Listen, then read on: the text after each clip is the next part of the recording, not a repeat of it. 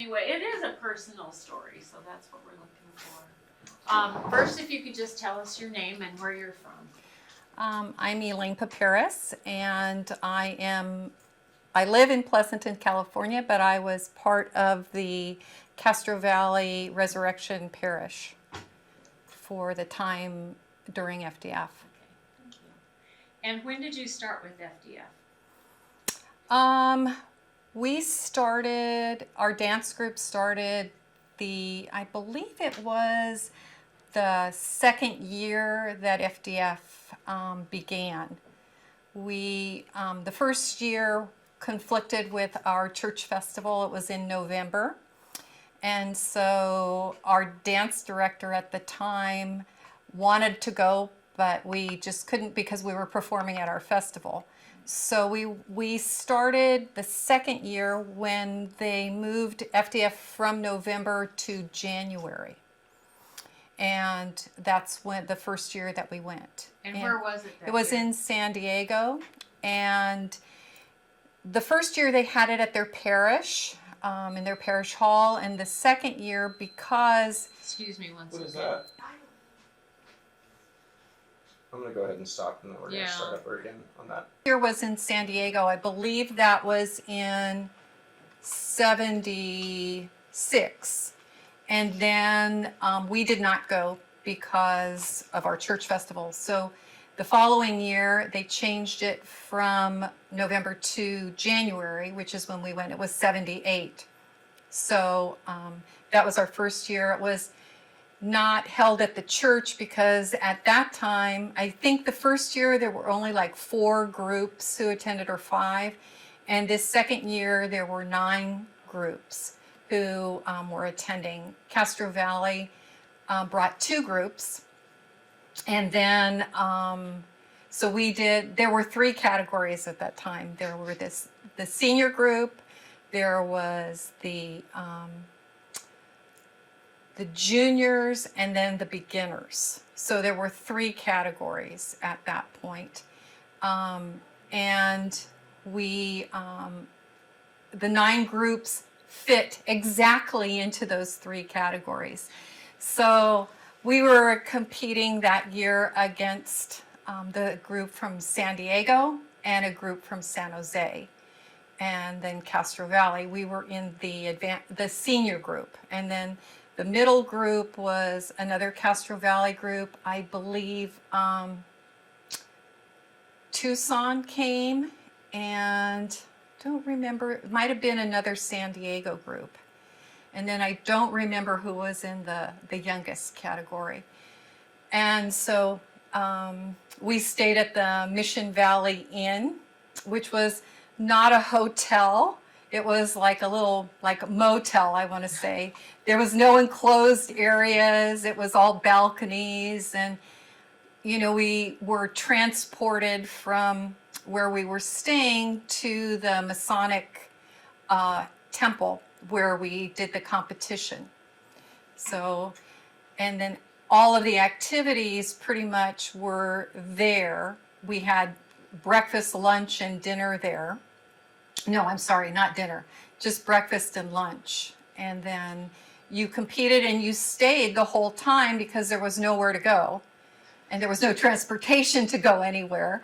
So you stayed there and you watched all the groups. So we watched 9 groups. And at that time, we had to do 2 rounds of dance. The first round was 15 minutes. So I think within that 15 minutes, we must have done... So the semifinal round was 15 minutes, and we did I want to say 7 or 8 dances. And then the final round of dance was 20 minutes, and I think we did 9 to 10 dances, and that was back to back. You didn't stop in between. It was straight through. That's crazy. They don't do that anymore. No. By the time that first year, there were 9 groups. The second year, I think there were 12 groups, or maybe the same 9, and we had it at the Sheraton, and it went really well. And then the following year, San Jose hosted It went from San Diego to San Jose, and at that time, FDF doubled. We went from 9 groups to 18 groups, and huge controversy that year because there were still only 3 categories. So 9 groups were eliminated. And What do you mean 9 groups were? well, you danced your semifinal round Right. of dance. The judges scored you, and the top groups from each category, the top 3 groups from each category, went on to the final round of dance. So from the 18 groups that we had, 9 groups were eliminated in the final round, and that created, outrage. So the year before at the Sheraton, Peter had approached our director, Ana Estacio, and had said, we're thinking about forming a FDF governing board. Would you be interested in being on that? So it was kind of in the beginning stages. And he had approached, I believe, the 9 directors or some of the top 3 directors that were there to begin talking about this. And I was kind of involved at that point. And then, so when the following year came, there had been a board selected, and I believe George Scarvellis at that time was president of what was the FDF. He had begun in San Diego. He was involved at the grassroots, and so he was in charge. And we had this big meeting, and it was like, oh my God! But it was after the fact because there was so much outrage, and it was at that point that we decided to do away with eliminations. There would be no one would be eliminated. All groups would dance their final and semifinal rounds, and then from there, what we had done that second year was they announced the standings of each group. Who was in first, second, and third place, and so it was like, oh my God! And they didn't tell us our scores. It was just kind of this mystery. So that third year, after the big fiasco, the following year, so that we were under such time constraints. And so going from 15 minutes and 20-minute rounds of dance, there was no way you could fit 18 groups in. So year 3, after year 3, when we had this controversy, because dancers were still planning for a 15 and 20-minute round of dance. So that following year, we had this huge discussion.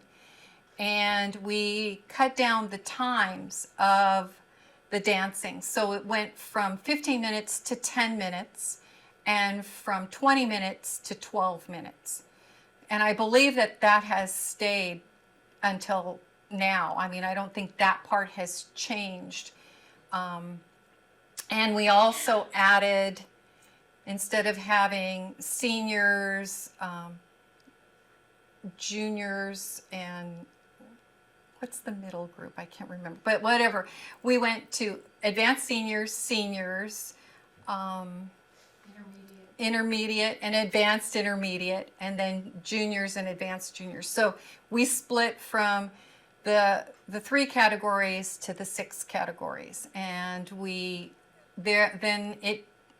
decided, okay, should we do this by age? Should we do it by experience? So there was a lot of discussion on how groups should be placed into categories, and eventually it became that the director could place a group in a category as the entrance, and then if the judges saw that a group really didn't belong in that category, they belonged in a category above, then the judges could bump them up.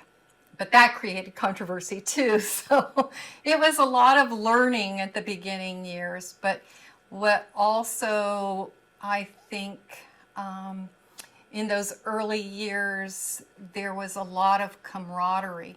Even though we had competition those first 2 years, even though there was competition among the dance groups, we cheered each other on. We stayed, we watched, we were like, we would talk amongst ourselves. Oh, did you see that? What did they do? Oh my gosh, how come they can do that dance? And I think there was a lot. We were at the very beginning, so we were very naive at the beginning. I think most of us, when we started dancing, we knew that there was a sirto, there was a kalamatiano, we knew there was a hasapiko, and then because of Zorba the Greek, we knew there was this other, what's that dance that goes from very slow to very fast? So we were learning also, and I think many of us had been sheltered in our communities. I know for myself, my parents were not amenable to us going out with our American friends. Because my parents were very old school.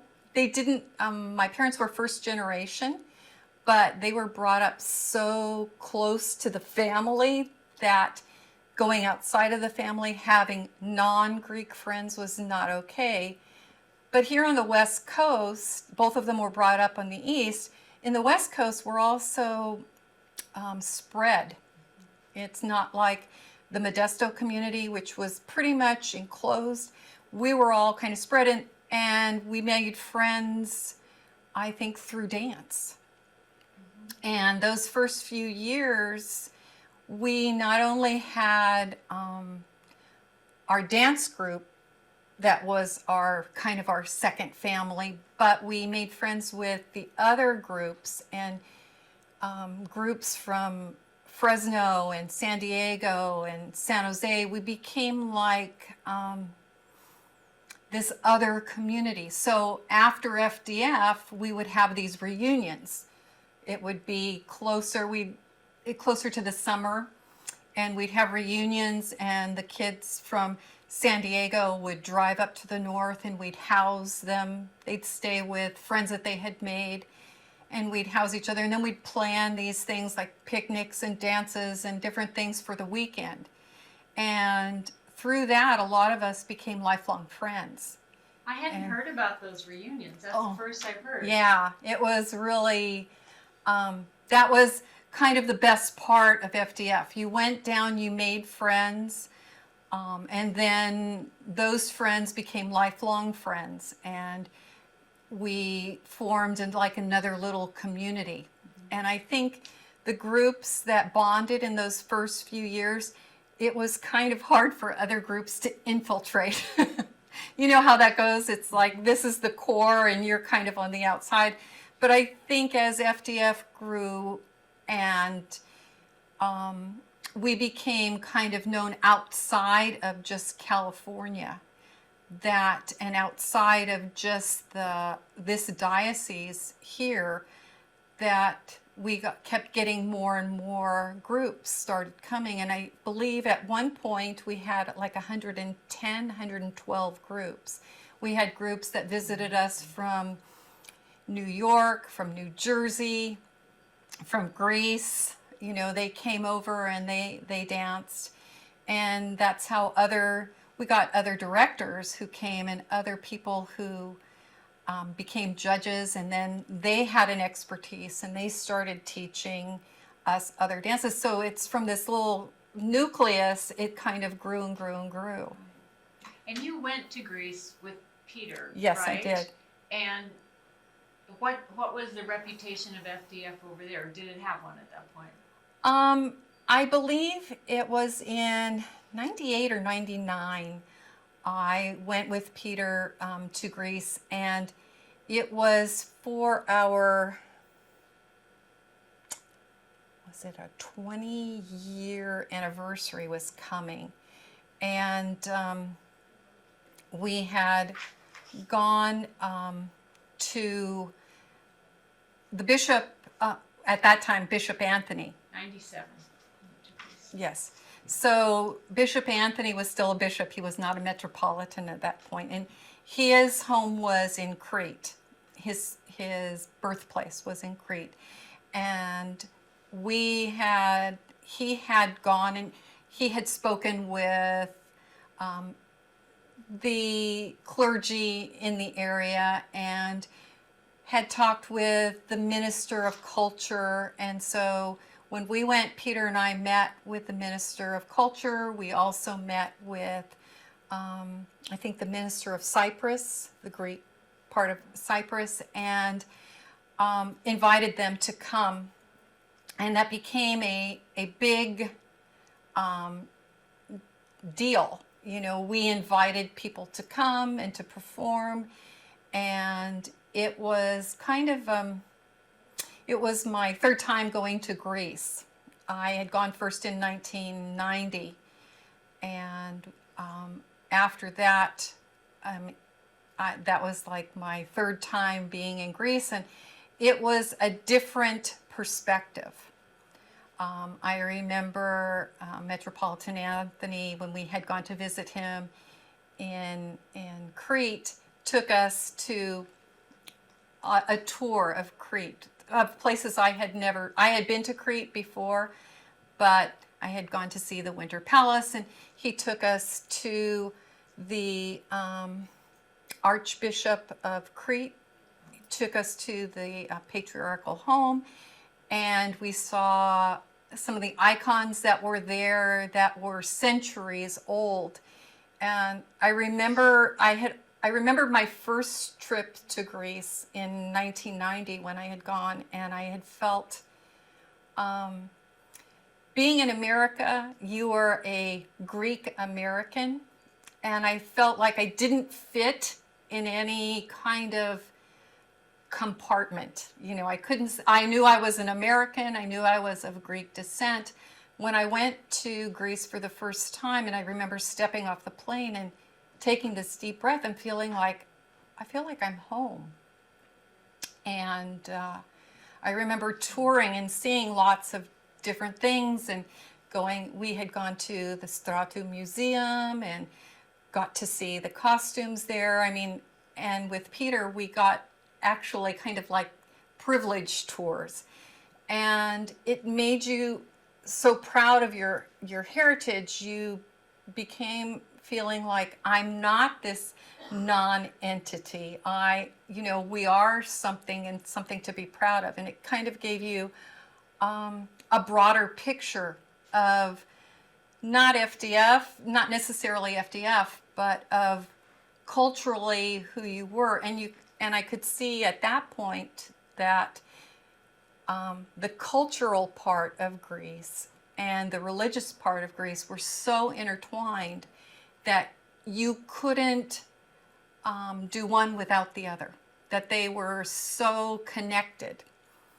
And feeling like, I am Greek, but it's more than the food, it's more than the dance, it's traditions that are instilled in you that you didn't even know that were there until you got touched by these different things. And I remember being in Greece, and they're saying, the Americans, like, you Americans. And I remember going to some of these functions, and the youth of that area were not dancing. They didn't know the dances, and I thought, wow, here they have this cultural explosion right here in their midst, and nothing's being done here. And here we are, thousands of miles away, we're hungering for this. And that was the dichotomy I saw. I was like, gosh, I'm not only proud of being Greek, but I'm proud of the culture, I'm proud of the religion. And going to Greece and seeing that there was some stagnant stuff going on there, that the youth were more into the disco and that, and here we are. I gotta stop, sorry. AC just went on. It was just a weird feeling to go and go, oh my God, this is where I come from. It's weird. I They bet. don't know how to dance. It's very weird. I experienced the same thing. It was, what do you mean you don't know how to dance? My cousins, right? Right. They were taking dance lessons, how to do a basic Cretan dance. I go, what are you doing? Don't you know how to do this? Yeah, or how to do a cirto. It was really I've interesting. heard that from other people that who've been involved with FDF when they go to Greece.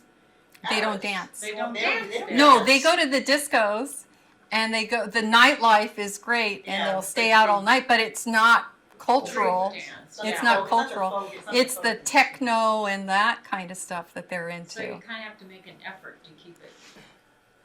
We were So- talking. Go ahead. I don't remember where we were. What were we talking Well, I about? think We're- we kind of. Oh, my first time, how Yeah. the cultural things were so different. And I remember thinking that the kids, I even found a difference in the East Coast and West Coast.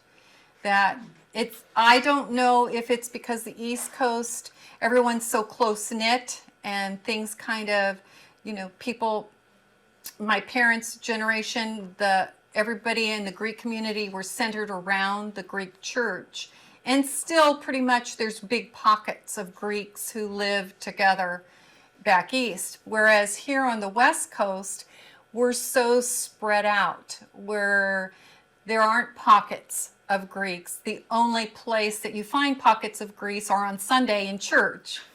And so it was kind of like this dichotomy. Here we are in Greece where they're all Greek and nobody knows how to dance. And here we are in California where we're so spread out and we're hungering for this cultural revival. And we come here to find it and we can't find anything. We have to really dig deep to find these things. So it was kind of an awakening for me. And when I went with Peter in '97 to on this little whirlwind tour, it was people who were, interested in helping us find that culture and giving us things like, oh, here's more music. Here, take these records. These are of the islands. Here, these are from the mainland. Here's a whole series. You might like these. Listen to them. Share them. I was like, wow, and making these connections. So that was kind of a good thing. And then Bishop Anthony taking us to all these different places around Crete and seeing these different things and seeing how closely tied our religion and our culture are together, that it's hard to separate. Right. I had asked you about your parents, where they're from.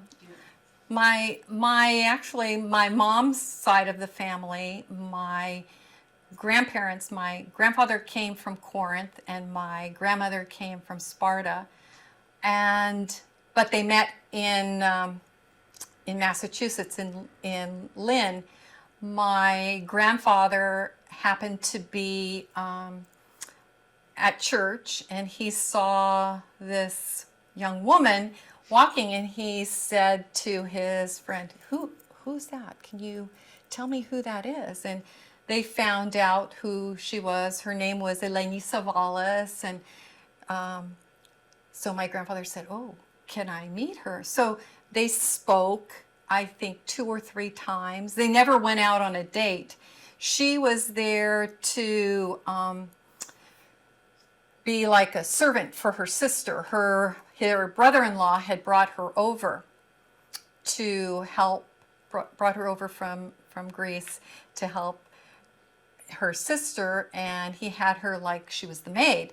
And so he did not want her to leave or get married. So in secret, my grandfather and my grandmother would meet and, they chatted. And my grandfather one day, I think it was the 3rd time they had met, he proposed to her and she said yes, but they couldn't tell anybody. So they kind of eloped. And it was, I think my mom didn't tell us the story for years, but they eloped and they got married at the church with just 2 other people. She never told her sister. And that day after they got married, they moved into this little tiny apartment. and they started their life together. What did her sister say? Well, her sister was very happy for her, but the brother-in-law was so angry, he never allowed the sisters to talk again. So for years, there was this break on that side of the family. Although my grandmother had a big family that was already here, she was a Savalas. So yes, that's Telly Savalas. She was Telly's mother, no, Telly's father and my grandmother were first cousins. Oh, wow. So that side of the family kind of embraced the marriage, and they, so they started their life together. My dad's side of the family are from Tripoli, and my grandmother and my grandfather met in their village. And my grandfather came to the United States and to make his fortune, and he traveled across the United States. He worked on the railroad. He also went to Alaska, and then from there he came back to Greece, married my grandmother, and they came back and settled in Norfolk, Virginia, and stayed there for a while. And then my parents actually met in California. So it was kind of like my mom and dad had the same kind of whirlwind romance that my mom's parents had, where they met in August, they were engaged in January and married in February. So they met in 54 in August and got engaged in 1953 they met, and they got engaged in 1954 in January, married in February. And Whoa. so that was, and they stayed married for 55 years. So So it works when you do yeah, I guess so. that. Shotgun, not shotgun, but Well, and I think too, part of that was even at that time when my parents met, there were still, the Greek community still settled around the Greek churches. That was the beginning. There were the Heppens and all these different little clubs, which kept the kind of the cultural things alive. I mean, I don't want to say cultural because it wasn't really cultural. It kept kind of those people from that area together. And then that's how marriages, were by proxenia, which is matchmakers. So even at that time, there were still those kinds of things going on. And I think when I grew up, the communities drifted a little bit further apart. And I think in our neighborhood, there were no other Greeks around. So, you go from these really tight communities in California, especially where, the only central place to meet is at the church. And that's centered basically around the religion. And it was I think in 1973 when our parish began, and I was still in high school, and we had seen dancers from the Ascension, and we were in awe of that because all we knew is what we did at our family gatherings, little cirto, ipirotico cirto, nothing major. And we see these dancers and we're like, wow, this is, and at that time, Anna Evstathio was directing that group, and we were in such awe of that. We all wanted to learn, but we had no one to teach us. And when our parish started, Anna came to the Castro Valley Parish, and she said, I'd like to start a dance group. And that's how we started. And then that's how in 78, we ended up going to FDF. So it was through Anna's influence that, and she had been taught by Ethan Karras. So she had been, in the late 50s. Yes, she was involved in all of that, and they had made their own costumes. And so when she came to our parish, it was like, wow. And then we were like, well, what do we do for costumes? And then Anna took out her costume books, and a lot of us knew how to sew, and our parents knew how to sew. So we'd get together and we'd have these big sewing fests at someone's home. We'd cut out all the material, and then we'd sew and we'd embroider. And so it became, I think it was a revival of those times when some of them were in the villages, and that's what they did. And so and our parents were happy because here we were nurturing our culture. The Greek community was growing. And I think at that time, our parents were so supportive of us. And they would do anything. We would have dance-a-thons to earn money to go to FDF, and they would come with us. It was like the big social for our parents, too, because we'd go and we were making friends with the other dance groups, but our parents would come down and they kind of enlarged their circles, so they met the parents of the dancers down there. And here we would be in our competitions and having to eat this hotel food, and our parents were like, okay, well, we'll see you kids later because we're going to downtown San Diego to have dinner. And we're like, what? But it became a very family-oriented excursion. And when it came time for FDF, it was like our parents were like, okay, let's fill out the forms. Let's get going. They wanted to go too. So it wasn't just I'm sending you, it's we're coming. And I love how you told that whole, you don't probably know you did it, but you the went whole back circle? because I didn't really have a clear picture of how different parishes got involved. I mean, it's not the kind of thing where you just send a letter out and go, want to come to FD. I mean, Well, it did start out that way. I think I said at the beginning, Peter had gotten this brainstorm, I think, and he started it in San Diego and sent out letters to all the parishes. And at that time, not very many parishes had dance groups or were interested in dancing. And so we became really interested. Ana Estathio was extremely influential in my life and in my interest in dance and in my interest in learning more and more about my culture. I knew a lot about the religious aspect because my mom was very by the book. You're going to church, you're going to learn, you're going to do this, but not so much about the dancing part. The dancing part was my uncle when we would get together at my grandfather's house and we'd dance in the living room, they'd put on the old 78s and we would learn how to do a cirto. I mean, I think when I first started dancing, I knew how to do a cirto, I knew how to do a hasapico, and I could do a little bit of ipirotico cirto, but that was about it.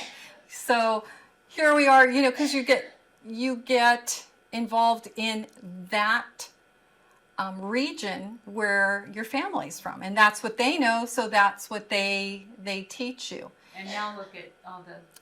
And as we started going, I remember I look back on the dances that we did those first years, and they were very Americanized. They were what we would consider authentic, not as authentic as I would say today.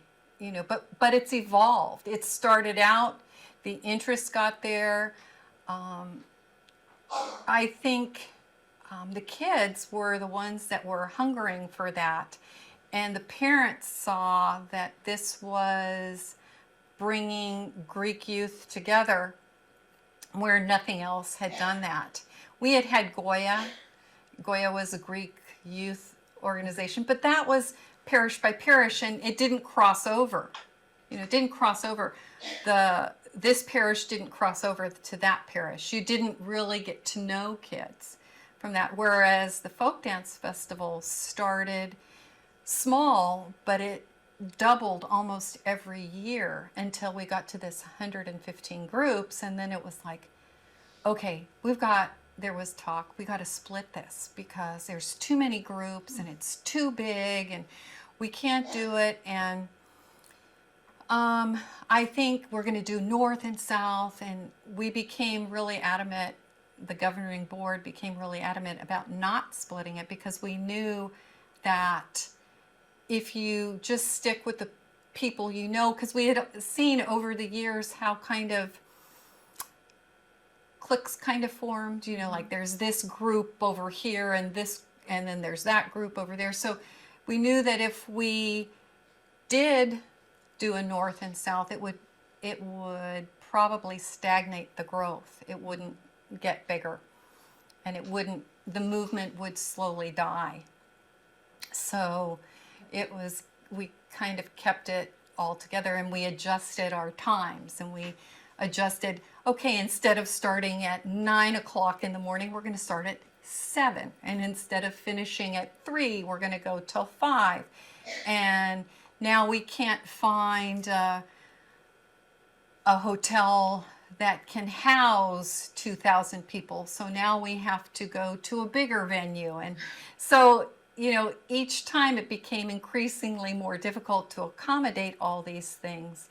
And then it's like, well, now if we're going to make kids get up at 7, then we also have to provide something to eat. And then, so it became this whole production. And then you were planning, as soon as one FDF closed, you were planning the next day for the next. I was going to ask you that. It's like a whole year of planning. Exactly. To get ready for And at the beginning, it was every other year. One year it was in the north, another year it was in San Diego. And then we started this, so then every other year was in San Diego, and then we said, okay, San Diego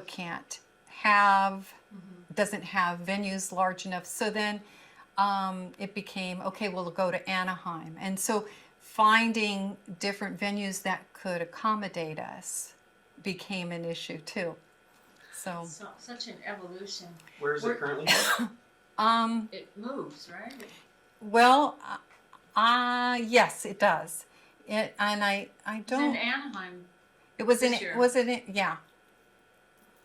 So I haven't been involved for the last few years, but Can you just tell us what your involvement was besides dancing? I actually was on the governing board for a long time.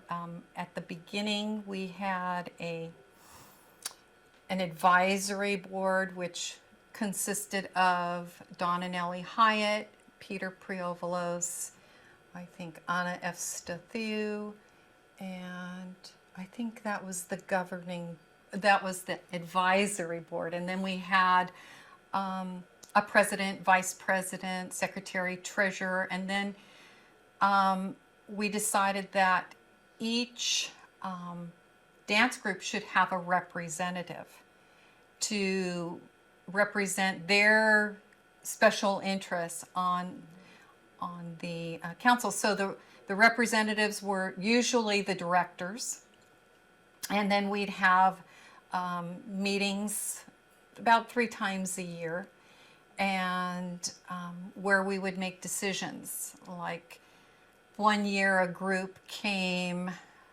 singing, and we're like, okay, so maybe we should start a choral. So that became a big discussion item. Another year a group used live music, and it's like, okay, so should they be penalized for using live music? And so a lot of those decisions and a lot of the changes in the bylaws came from those meetings. Pretty extraordinary how it grew.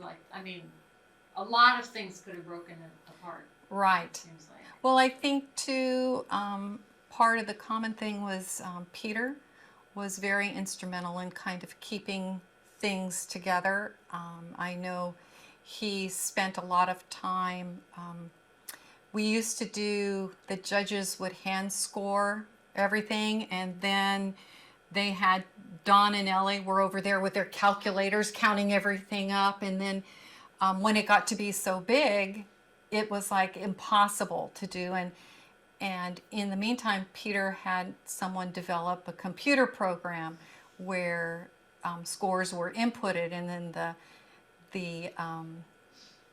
the winners were announced. First we would announce them before the evening banquet, and then it became, oh no, now let's do an awards banquet. So in the beginning years, 78, the 9 groups that danced, then we also, on Sunday, after we danced our 20-minute program, we went to our banquet and we came back and we did a show. So all 9 groups selected 2 dances or 3 dances and performed in this show we did for the same people who watched us perform all weekend, which was our parents. And we kind of kept that up until I believe it was in Fresno. I forgot how many groups we had, but it became a huge production, and it was at their Performing Arts Theater that we had. George Papangellon was in charge of putting this big show. I think it was called An Evening of Mediterranean Magic. And we sold tickets for the first time. Whoa. And I think it was, I don't know how many fit in that theater, but it was sold out. And the show was supposed to be like a 2.5 hour show. And it started at 7:30, 8 o'clock, and was supposed to be over by 10, and it ended up being about 3.5 hours. And we didn't get out till 11:30, and it was like an exhausting time, but it was still really exhilarating, because even behind the stage we were, someone lost their shoes from the Aegeans. Okay, well, what size do you wear? Okay, here, you can use my shoes, and give them back when. It was like, oh, I lost my cummerbund. Oh, I have that color. And so it was more of a lot of camaraderie. And I don't know if, I think over the years, because of the size and because of things, some of that has been lost, but I think a lot of it still is there. It just depends on how much of the focus is on the competition and winning, and how much is in the fellowship of dancing and sharing. So it just depends, and that varies from director to director, parish to parish. You just have to it's kind of the life cycle. The same thing in life. There are some people who take things more seriously and are out to win, and others who are like, let's go with the flow and see what happens. It's just part of an organization. Yes. Or you're right, it's a cycle. It's a cycle of life, kind of, Well, So- I don't think I have any more questions. Okay. Is there anything you'd like to say that?